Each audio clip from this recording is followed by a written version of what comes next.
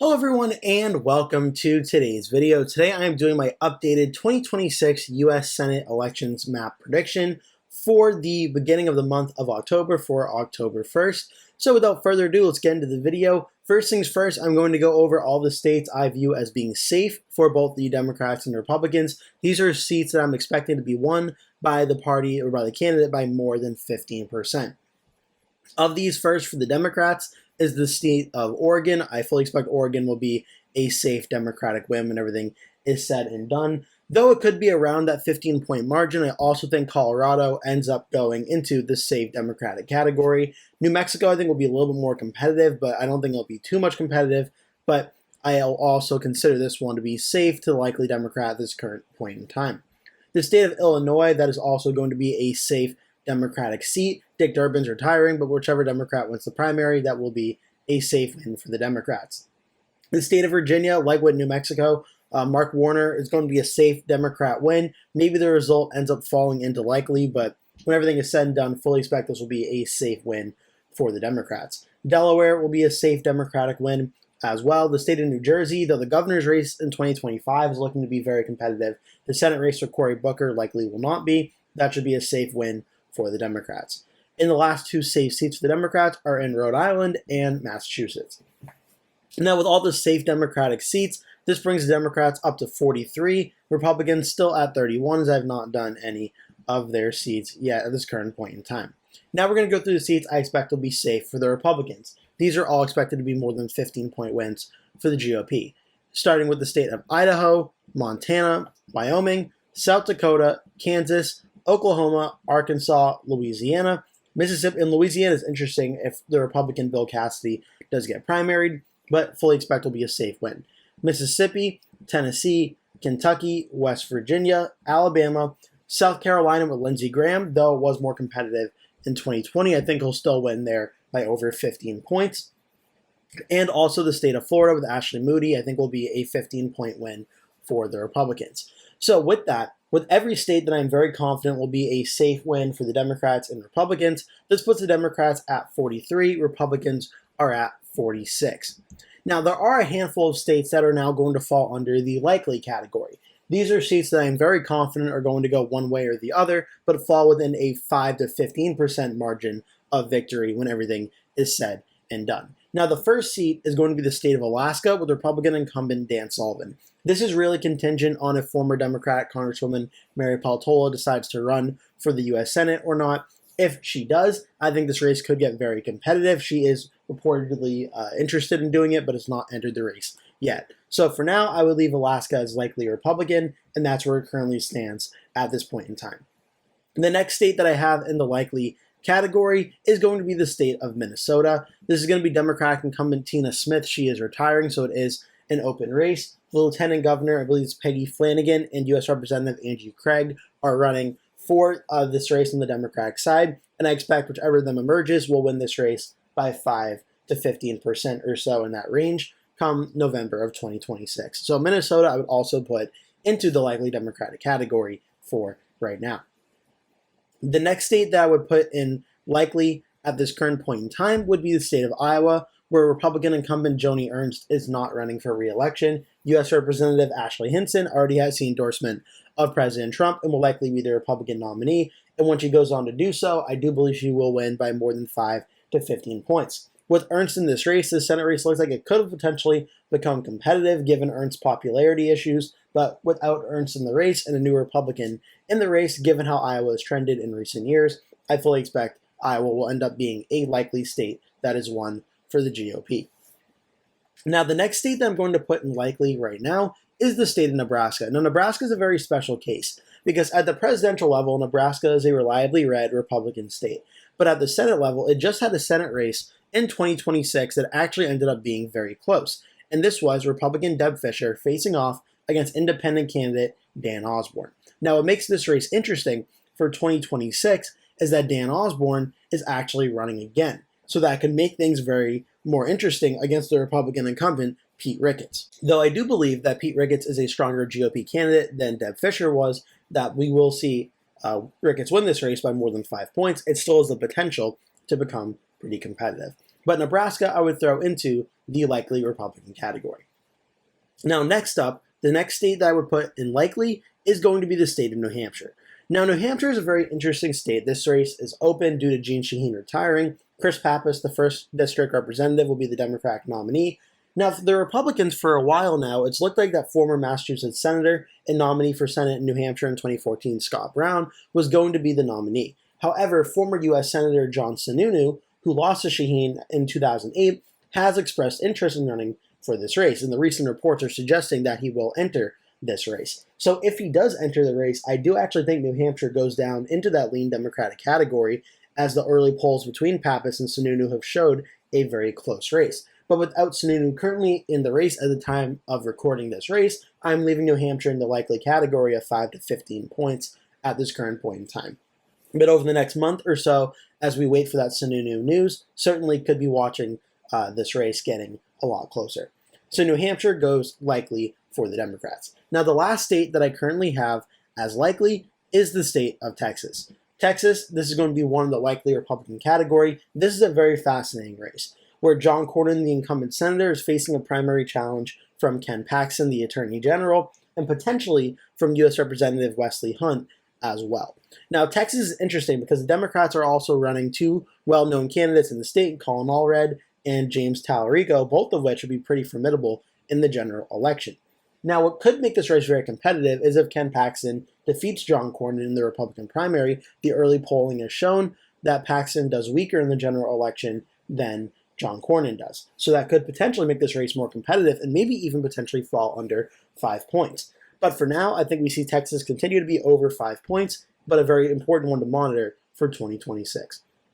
This leads the Republicans to 50 Senate seats, Democrats to 45, and 5 remaining Senate seats in Maine, Michigan, Ohio, North Carolina, and Georgia. Now, Ohio I want to talk about a little more because it's right around the edge of being a likely and a lean state. Now, I am going to put Ohio right now into likely Republican by the absolutely thinnest of margins. This is Republican incumbent John Husted, who was appointed to fill the term of J.D. Vance, now obviously the vice president.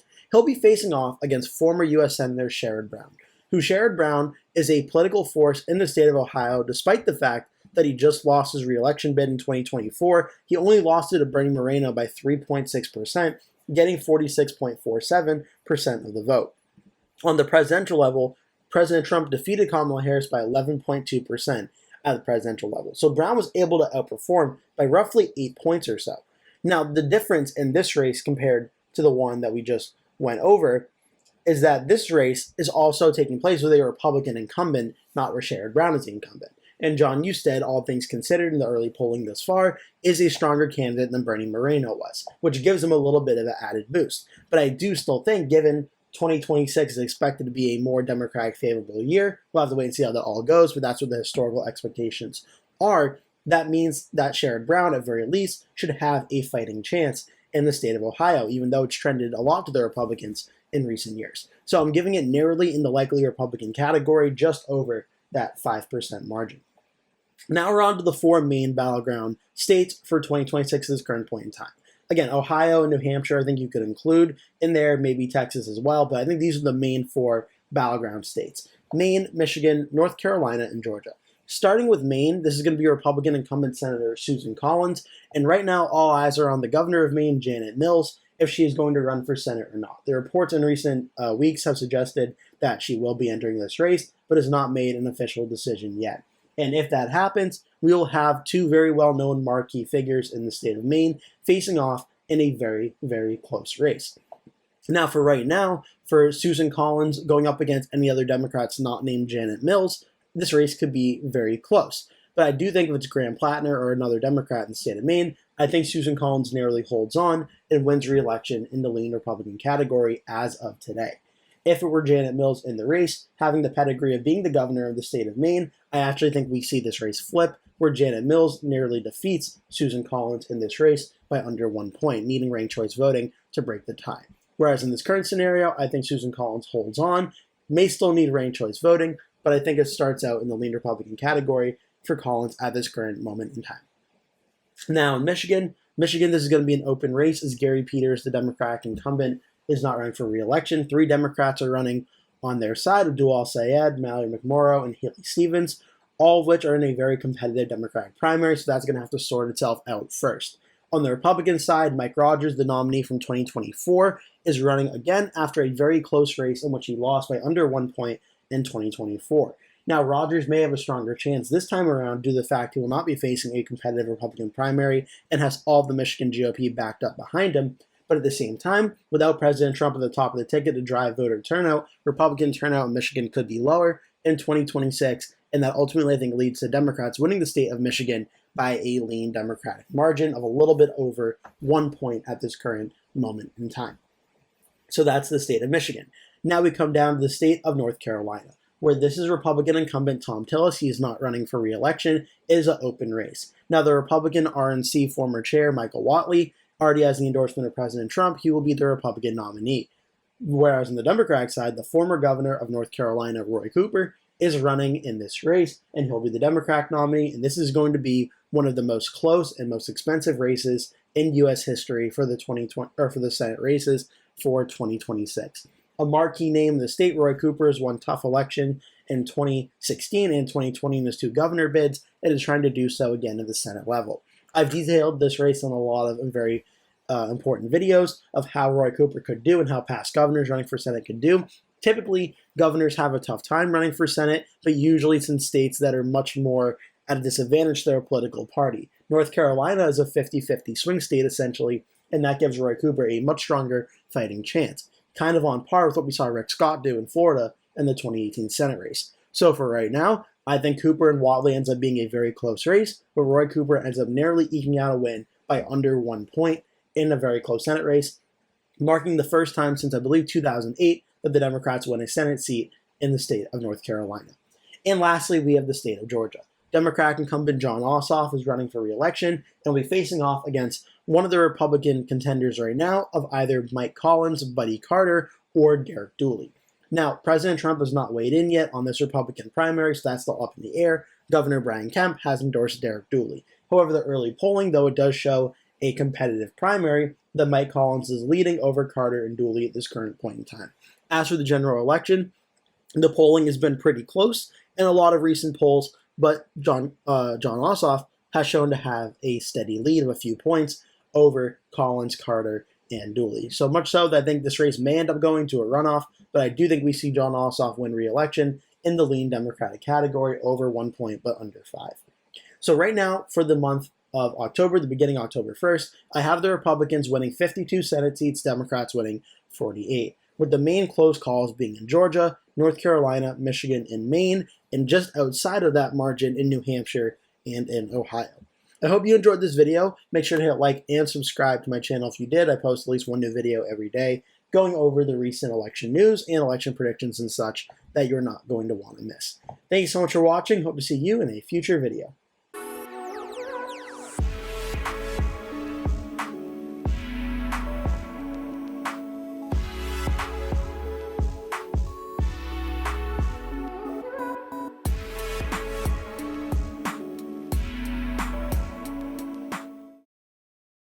Hello everyone and welcome to today's video. Today officially the start of October, and with that we have our brand new updated 2026 election predictions for the governor's races that are all up in 2026. Now there's a lot of governor's races that are up. 36 of 50 are up in 2026. There's a lot of them, but a lot we also know essentially how they're going to go, so I'm going to start and break them all down. Now, starting, I'll go with the Democrats, and I'm going to go with the governor's races that I expect to be safe, meaning I expect a 15% margin of victory or more in the respective governor's races. The state of Oregon, I expect to be safe for Democrat Tina Kotek. California, it's going to be an open race with Gavin Newsom retiring due to being term limited, but it will be a safe Democratic win regardless. Hawaii, I also fully expect Josh Green will win re-election by a safe margin.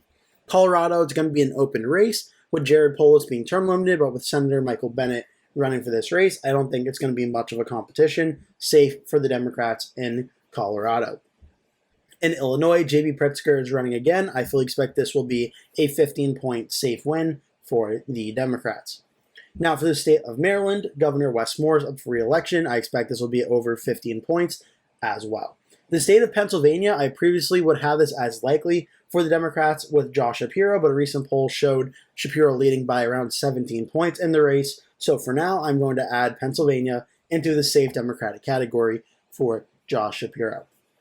Now, New York is interesting because Kathy Hochul won in 2022, but only by around 7 points or so. So this could be a one to watch for as well. But in terms of competitiveness, I think the Democrats are still probably going to hold on and win it, especially in a midterm year that should be more favorable for the Democrats in 2026. I am going to put New York in the safe Democratic category for right now. New England, some of their governor's elections can get a little bit unpredictable. But I do think for right now, Ned Lamont, if he runs for re-election in Connecticut, I think will probably win by a pretty solid margin. In Rhode Island, the Democratic primary could get interesting with the governor not polling too great in those primaries. In terms of the general election, though, whichever Democrat advances, I expect Rhode Island will be a safe win for the Democrats. Massachusetts, with Maura Healey, fully expect she'll be re-elected, and that's going to be it for all the races I currently have as safe for the Democrats at the governor level, with, again, some close calls in New York, a little bit in Pennsylvania, and I kind of want to keep an eye on Connecticut. Connecticut can kind of be a little bit wonky at the governor level.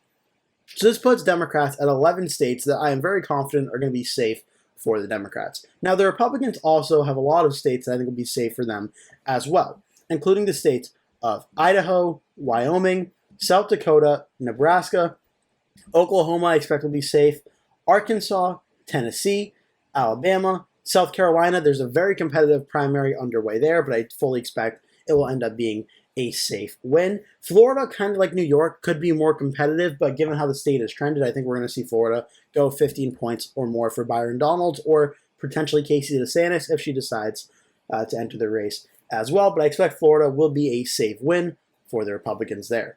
And in the Northeast with Vermont, if the Republican governor Phil Scott, who is more of a liberal Republican, if he decides to run for re-election to another 2-year term, I think he'll win by over 15% of the vote. If he does not decide to run and if he does retire, I think Vermont becomes an automatic safe Democratic win. But for now, I think Vermont remains in the safe Republican category.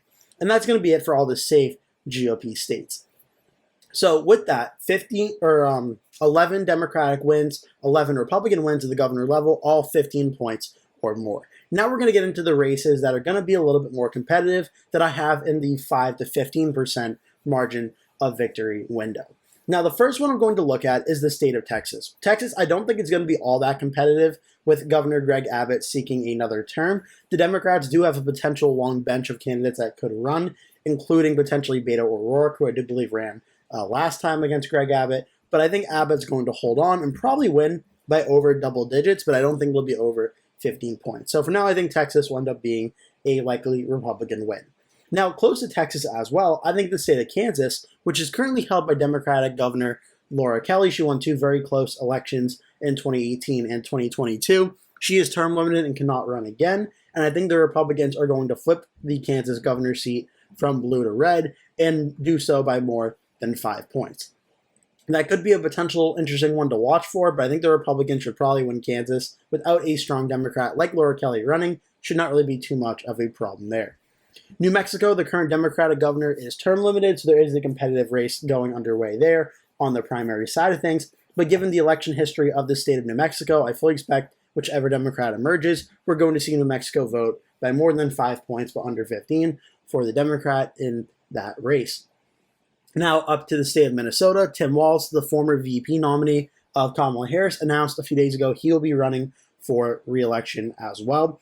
There even is a potential that Republican Mike Lindell, close ally of President Trump, could run for this race, and also nominee from 2022 Scott Jensen is running again. Given how Walz performed, though, in 2022, and given the election type of 2026 and what's expected to be, I fully expect Minnesota is going to be a likely Democratic win for Tim Walz. Not really too much of a problem for him in that race.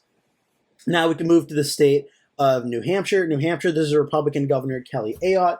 Ayotte, much like the former Governor Chris Sununu, is more of a establishment traditional Republican, not so much of a MAGA Republican, and she won by about 9 points in 2024 to her first 2-year term as governor, and I fully expect that she'll probably win again by a likely Republican margin, probably around that 10 to 11 point number at this current point in time. Also worth noting, no super notable Democrats in the state of New Hampshire are currently considering challenging Ayotte at this current point in time.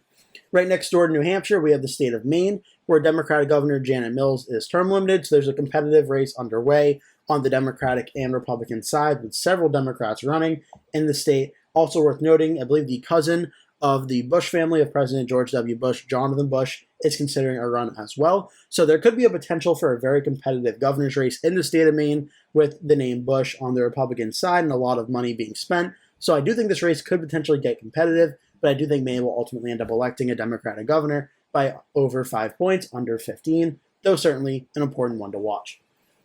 Now we have an interesting one in the state of Alaska.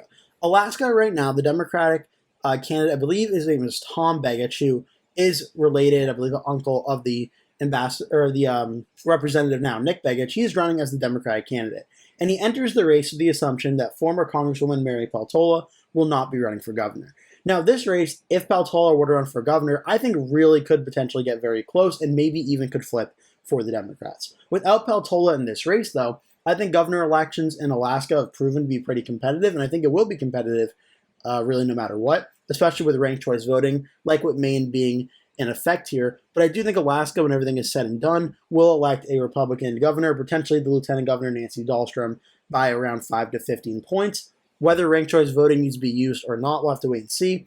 I think, honestly, it probably will be, but we'll have to wait and see on that. But if Peltola were to run, I definitely think the rankings could go down to lean Republican and maybe even tilt for the Democrats if the Democrats have the right election environment in that situation. But Alaska, I would start out in the likely category for the Republicans. And next we have the state of Ohio. This is going to be an open governor's race where Republican candidate for president 2024, Vivek Ramaswamy, is running. He's going to be the Republican nominee, and he'll be facing off against potentially either Amy Acton or former U.S. Representative Tim Ryan. Now, either way, I think this is going to be a pretty competitive race. Ohio has become one of the more Republican trending states in the country over the last 10 to 15 years or so, which gives Vivek Ramaswamy the advantage in this race. But I do think given the right midterm environment, this could become pretty close. Though I think when everything is said and done, Ramaswamy will win by more than 5 points, but under 15 points in this scenario. Now we have 6 states that are remaining in Iowa, Wisconsin, Michigan, Georgia, Arizona, and Nevada. I think these are going to be the 6 governor's races that are the most competitive and most closely watched ones for the cycle in 2026. Now, I'm going to start with Iowa because Iowa is a very interesting one. Kim Reynolds, the Republican incumbent governor, is not running for a third term, I believe it is. She had the option to do so, but has chosen not to. And her approval ratings were looking pretty bleak. Now, she is not running, and I do believe Representative Randy Feenstra is running on the Republican side. What's interesting is the only statewide elected Democrat in Rob Sand is running in this race. Now, Democrats are feeling very optimistic about this race and believe that Rob Sand could potentially pull an upset in the becoming very reliably red state of Iowa. Republicans believe strongly they're going to hold on to Iowa as well. So I think this race could be very competitive. The question is, does it fall under 5 points or not? Because Rob Sand is a very strong Democratic candidate. He certainly is. But I also think Iowa has become such a strong Republican state. It's sort of a back and forth of which one ultimately wins out here. And I'm going to very, very narrowly put Iowa into the likely Republican category, but like much closer to that 5 point range, like around a 5.5 to 6 point win for Feenstra over Sand in this race. I think Iowa, come Election Day 2026, we're going to be talking about Iowa being one of the more competitive governor's races that are up in the midterm cycle. So with that, we add Iowa to the list for the GOP. Now we move on to the state of Wisconsin, right nearby.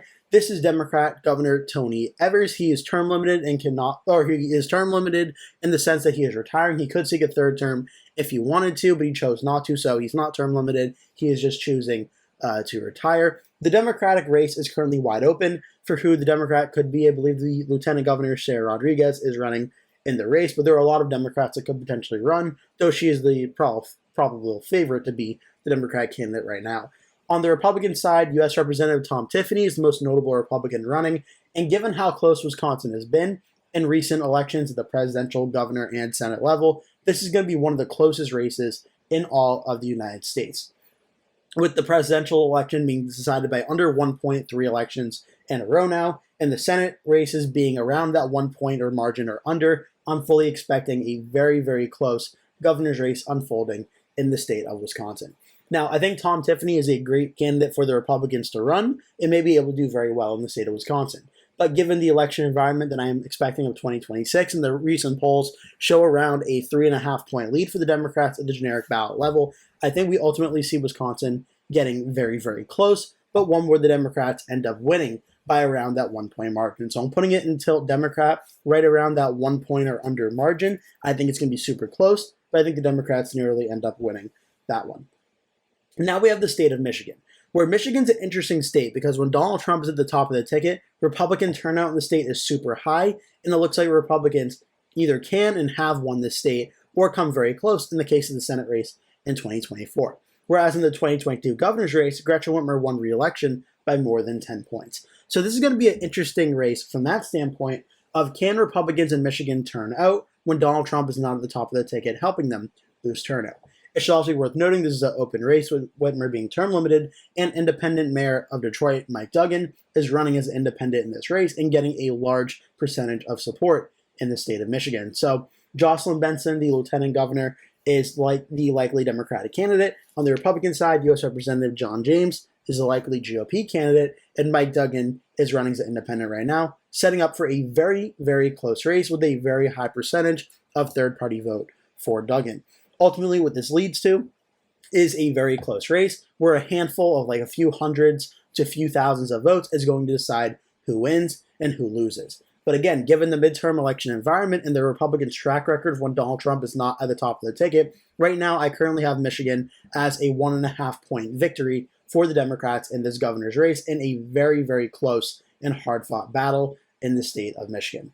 Now we're going to move to the south to the state of Georgia. Brian Kemp is term limited in this governor's race. It will be an open race. Now, the most notable Democrat currently running is former mayor of Atlanta, Keisha Lance Bottoms, though there is speculation Stacey Abrams may decide to run again. But again, nothing yet is set in stone on that. So for now, Keisha Lance Bottoms is the likely Democratic nominee.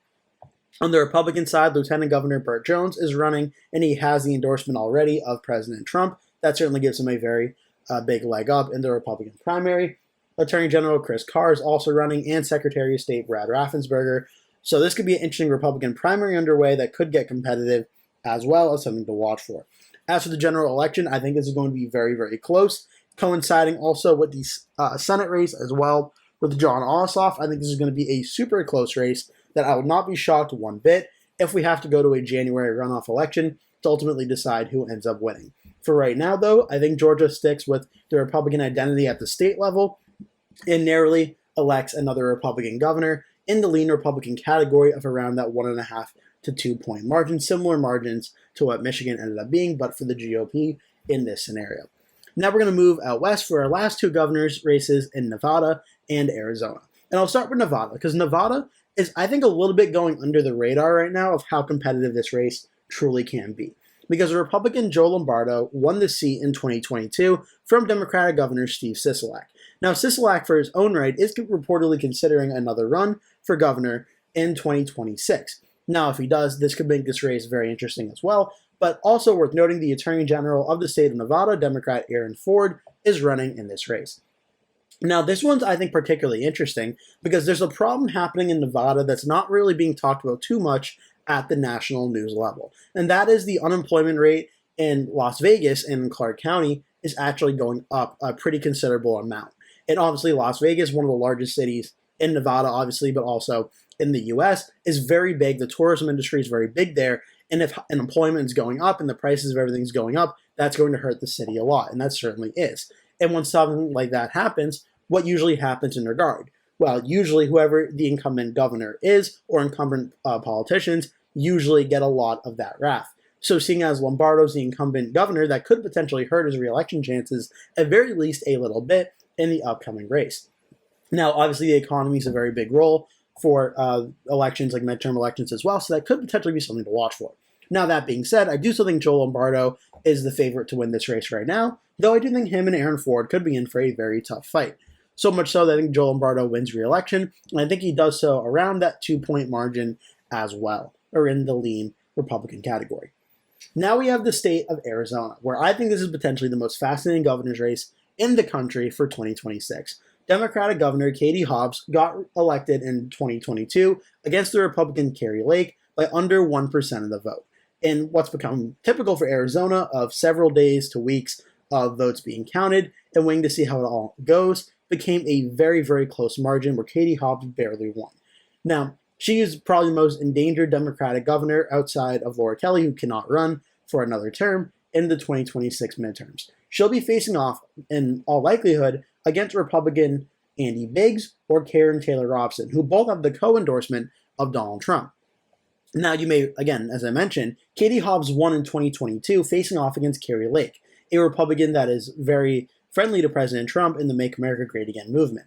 Now, Andy Biggs and Karen Taylor Robson are also touting that same support from President Trump and from MAGA in the hopes of winning that Republican primary, which could lead to a general election where things could be very close. Now, Arizona is a fascinating state, as I mentioned, because in 2024, it just voted for Donald Trump over Kamala Harris by more than 5 points, after it narrowly voted for Joe Biden by 0.24% in 2020. So which party turns out their voters in Arizona in 2026 is going to make all the difference here, and all eyes are going to be right in here on Maricopa County. So right now, Katie Hobbs facing off against either Andy Biggs or Karen Taylor Robson. The early polling has showed a very close race, with Hobbs narrowly leading. As of right now, I currently have this governor's race going under 1 point, even maybe under half a point for Katie Hobbs in this race. But man, this is going to be a very close one all the way up until Election Day in 2026. I can't wait to see how it goes. I would not be shocked if my predictions on this race go back and forth all the way through Election Day. This is going to be one of the closest governor's races in all of the United States when everything is said and done.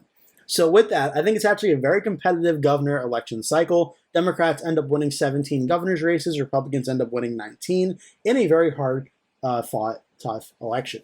I hope you enjoyed this video. Make sure to hit like and subscribe if you did. Leave your thoughts and comments down below about which races you think are going to go a certain way. And if you live in any one of these states that's selecting the governor in 2026, make sure to leave also which candidates maybe or party you're supporting as well in 2026. Leave that all down below. And again, make sure to hit like and subscribe so I post at least one new video every day that you're not going to want to miss out on. Thank you so much for watching, and I hope to see you in a future video.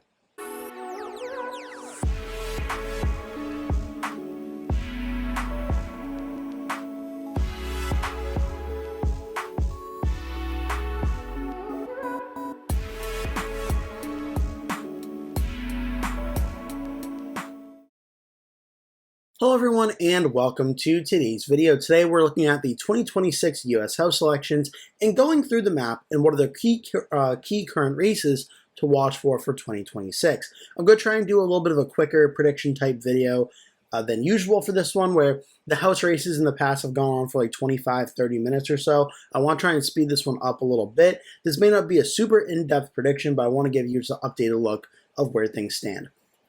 So right now on 270towin.com, the consensus ranking for the U.S. House races right now is that Republicans are favored to win 212, Democrats are favored in 202, with about 21 up for grabs at this current point in time.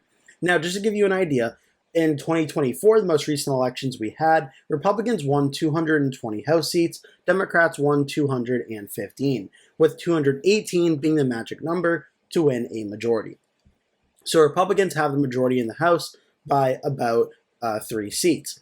Now, in terms of the overall vote of the country, Republicans got 49.8% of the vote, Democrats got 47.2%. So overall, the Republicans won the national vote on the House races by about 2.6%, and that's an important number, because the most recent up-to-date polling for the generic ballot in 2026 from Real Clear Politics shows the Democrats at 45.9, Republicans 43.1, a 2.8% lead, roughly around the same amount that Republicans won by in 2024. So just basing off the 2024 results, to get that margin of 2.8% for the Democrats, what we'd essentially have to do is we would have to shift the results about 5.4% from what they were in 2024, assuming that number is correct. So we're actually going to see what this essentially would look like. On the Democratic side, we're going to shift the map by 5.4 here. I'm just going to do this really quickly, and we can see what a 5.4% shift would look like. And as you can see here, based on the 2024 map and everything else remaining the same, this would get the Democrats up to 231 House seats, Republicans would be at 204. And that's why you're seeing a big effort from a lot of Republicans across the country to redistrict their congressional maps, because they know if this shift happens, the Democrats are all likelihood going to win back the House. So Republicans are attempting to do that. Now, with that said, in the context of 2024, let's take a look at the current House map. I'm going to go state by state here. In the state of Alabama, we're going to start up here. Alabama, the way their map is currently drawn is the red seats are very red, blue seats are very blue, and we're likely not going to see anything change in that regard. Alaska, the only way this race becomes really competitive is if the former Congresswoman Mary Peltola decides to run for this seat again, though the odds of that happening are really up in the air, as there's more rumors about her running for Senate or governor than for the House. But this seat could become competitive, but I think Nick Begich will likely hold on and win this race. Arizona is very fascinating because Eli Crane in the 2nd District is likely to hold on to his seat, but the 1st District and the 6th District are both up for grabs. And there's some very important election news since the last time I made this video in the 1st District, with Arizona Republican Representative David Schweikert not running for re-election and will be running for governor of the state of Arizona. So this is a very, very big one in the 1st District. And the results from 2024, Schweikert only won by 3.8% in this district, which according to the Cook Political Voting Index is listed at Republican +1. So in an election where it could be very close, this is certainly a very important House race that when everything is said and done, the Democrats could potentially win both Arizona 6, which was the closer of the two, and Arizona 1 in the Democrats' right scenario. So that's the state of Arizona. Now for Arkansas, again, like a lot of some of the other states in this list, Arkansas districts are all pretty solidly Republican, so there won't really be any changes there for 2026. California, things could potentially get very interesting. Gavin Newsom has a special election out for November of 2025 on whether California can redraw its congressional map for 2026. The polling right now looks like that's going to pass, and if that does, the rumor is 5 districts are currently being targeted.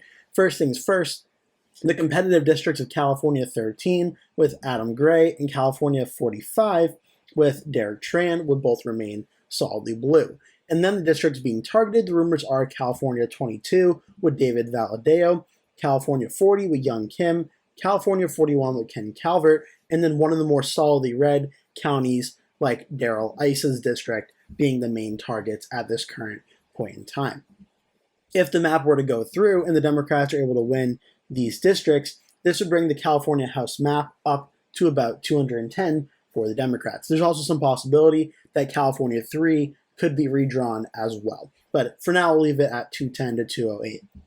As for Colorado, one very key important House race that's up is Colorado's 8th with Gabe Evans. This one I want to show the results from 2024 because look at this district. It only voted by 0.73% for the Republican over the Democrat. In a very close race, winning by a plurality of the vote by roughly 3,000 votes. So without a doubt, this race is going to be very close. And with the generic ballot, if the Democrats are winning it by around 3 points or so, this would likely be a narrow win for the Democrats as well in 2026 if it were to go that way.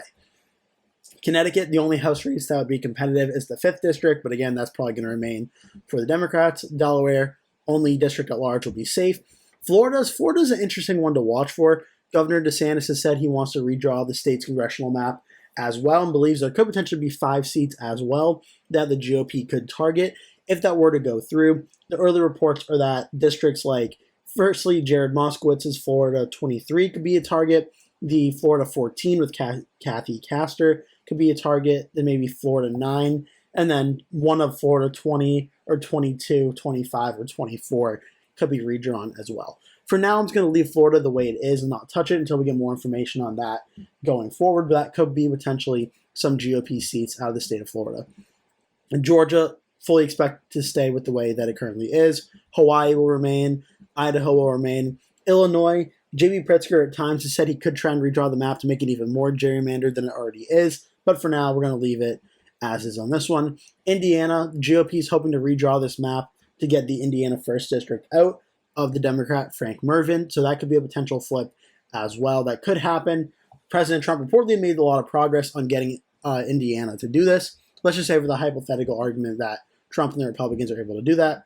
Iowa, 2 very important races are up in Iowa in 2026.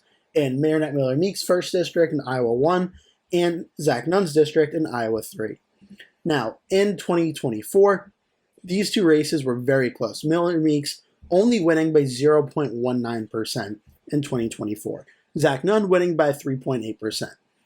Now, I think both of these races are very close and can be won by the Democrats, though I do think it's more likely that Zach Nunn would narrowly hold on in this race in a close scenario. Though it is capable of flipping, I think it's more likely he would narrowly hold on, but we could see Marinette Miller Meeks nearly lose Iowa 1.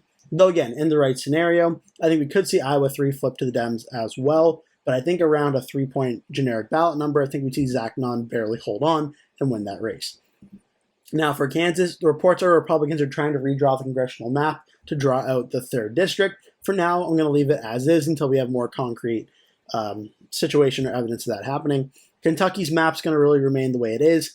I don't think Kentucky 6 is going to be too competitive, but that is a potential target for the Democrats there. Louisiana's map will remain unchanged. Maine's going to be really close between Jared Golden and Paul LePage, the former governor of Maine. The polls in this one have been very tight. I think this one's going to go down to the wire.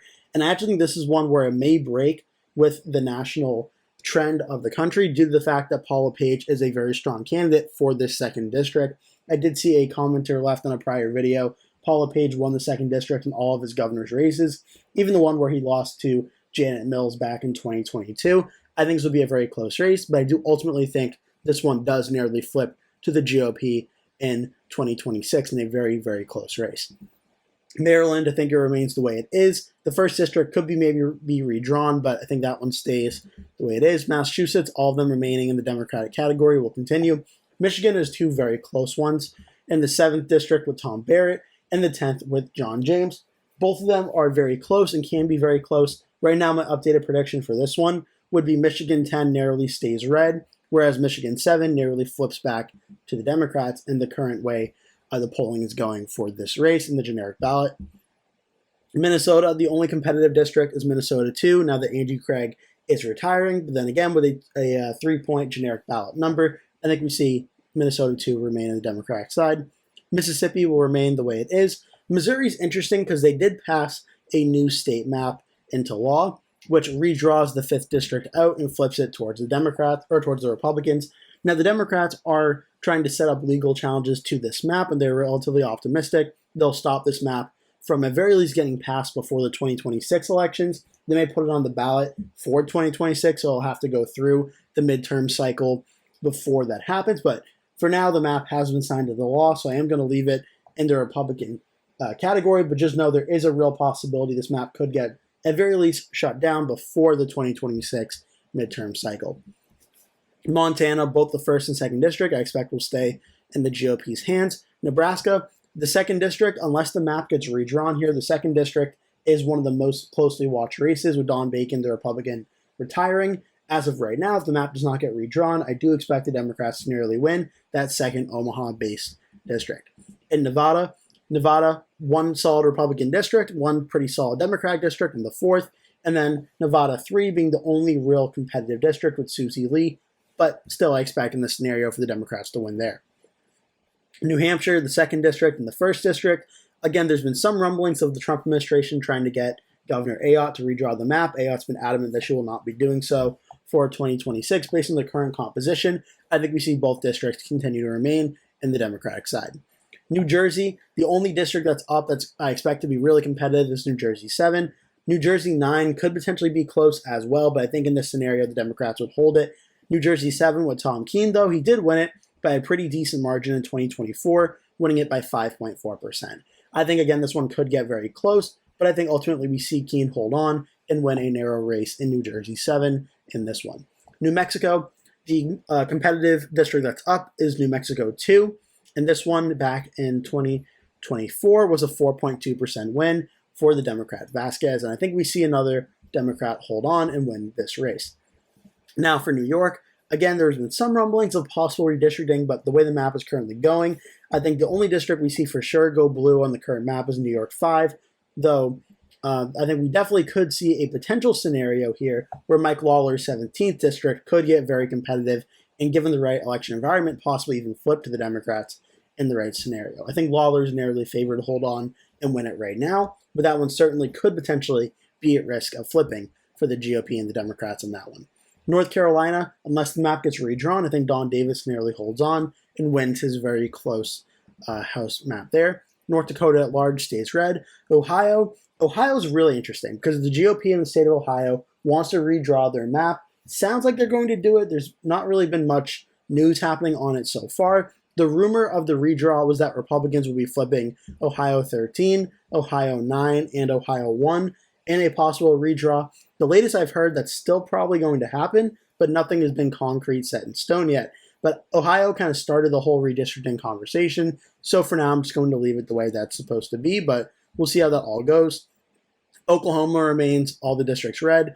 Oregon will remain the way that it currently is, with one GOP district, the rest of them being all for the Democrats. Pennsylvania is going to be very interesting for 2026, as there are several key House races that'll be up in 2026, including in PA 10, PA 7, and PA 8. All these showed very close races in 2024, and all are very much flippable for the Democrats in 2026.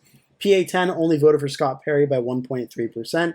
PA 7 voted for Ryan McKenzie by 1 point, and PA 8 voted for Rob Bresnahan by 1.6. Without Donald Trump at the top of the ticket to help drive voter turnout, and with Democratic Governor Josh Shapiro up for re-election, where he's likely going to win by a very large margin, that could hurt the Republicans down ballot and potentially flip all three districts towards the Democratic side in this scenario. And if the election were held today, I think PA 8 would be very close with Rob Bresnahan, but I ultimately do think this would narrowly happen, and the Democrats would narrowly win these three seats. PA 10, Scott Perry, I think, could hold on, but I think all three of them are potentially flippable in 2026. Rhode Island's district remain blue. South Carolina's map remains the way it is. South Dakota at large remains. Tennessee remains. Texas is interesting as their map has officially been brought into law. Republicans are netting about 5 seats in the state of Texas, including some blue ones that have been redrawn, like Texas 32. I do believe we have Al Green's district as well on the map here as well, and then leaving one really competitive in Henry Cuellar's seat in Texas 28 and Texas 34 with Vicente Gonzalez. Now, Cuellar in the prior district in Texas 28 did win re-election very narrowly in 2024 by 5.6%. This time around, it'll be a tougher map for him. Texas 34 went 2.6% for the Democrat. It's going to be a tougher fight. I don't think it's a surprise if Cuellar holds on and wins re-election in this newly drawn district, but the GOP thinks they're going to be able to flip it. Let's just say for the hypothetical argument they can. I think they're probably going to lose that one in a very, very close race if the election were held today. But let's just say for the hypothetical, the Republicans win there. Well, now the map comes down to Utah, where the rumor is the new congressional map the congressional map's going to get thrown out due to the fact that the 4th district should be more Democratic than the map currently has it drawn. If that is the case, and that goes through, the 4th district would flip to the Democrats, giving the Democrats an extra blue seat in a red state.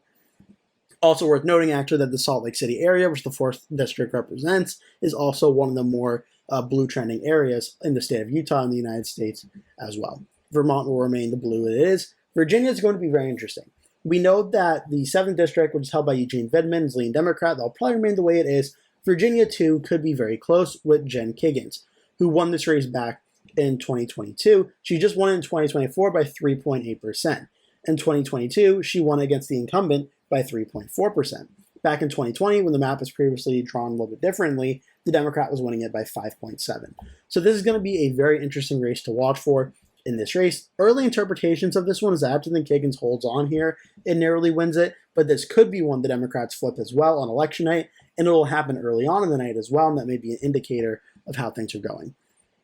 Washington, Marie Gluesenkamp-Perez right now, given how the last election went, fully expect that she'll be able to hold on to a very narrow victory in this district. She won by 3.9% against Joe Kent in 2024. In 2022, she won it by 0.82% against Joe Kent, after previously being represented by the moderate Republican Butler, who voted against President Trump in the impeachment saga and all that. So she's going to be in for a tough re-election fight, but I think she'll be able to hold on and win there, based on the current projections here. And lastly, the last competitive district we're going to have is in the state of Wisconsin, where Derek Van Orden, the Republican incumbent, will be facing off against one of the Democrats, potentially Rebecca Cook. Now, this race got very close in 2024, only voting for Derek Van Orden by 2.7% against Rebecca Cook as well. So there could be a rematch here in 2026. Now, this was a very close race, and the Democrats desperately want to flip this race. It's also coinciding with a governor's race that will be up in 2026 as well.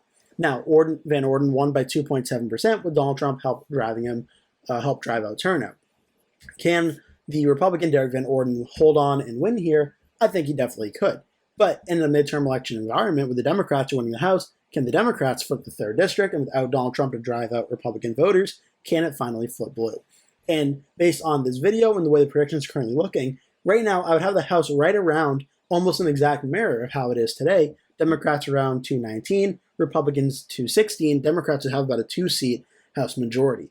Now, this is certainly very close, and there's a lot of interpretation and things you can take from this map and redistricting efforts and such, like in Texas, Ohio, and in other places and other states around the country, like California, that can certainly affect this map very much. But I think going into 2026 right now, at least for the month of October, it's pretty clear the fight for Congress in 2026 is going to be very close. What happens in this redistricting around the country is going to play a very significant role in which party controls it. But if the Democrats are winning the national vote by around 2.5% to 3%, even with the redistricting, I think that's probably enough for the Democrats to narrowly flip the House by a few seats or so, but it's going to be very close. But if the Democrats are able to increase those numbers and win the national vote by around 4 to 5 points, then we can see more than the lines of what a Democratic wave should probably look like for them in that scenario. But it also shows that if this seems to happen, if enough redistricting goes through, like with Florida, which I didn't touch, there is a scenario where the Republicans, if they can hold the Democrats at bay, could actually hold on to the House in 2026, breaking a pretty common historical trend for a midterm election. That's all I have for you in today's video. Thank you so much for watching. Please make sure to hit like and subscribe. I post at least one new video every day that you're not going to want to miss out on the latest election news and predictions and such. I hope you enjoyed this video. Make sure to hit like and subscribe again. I hope to see you in a future video.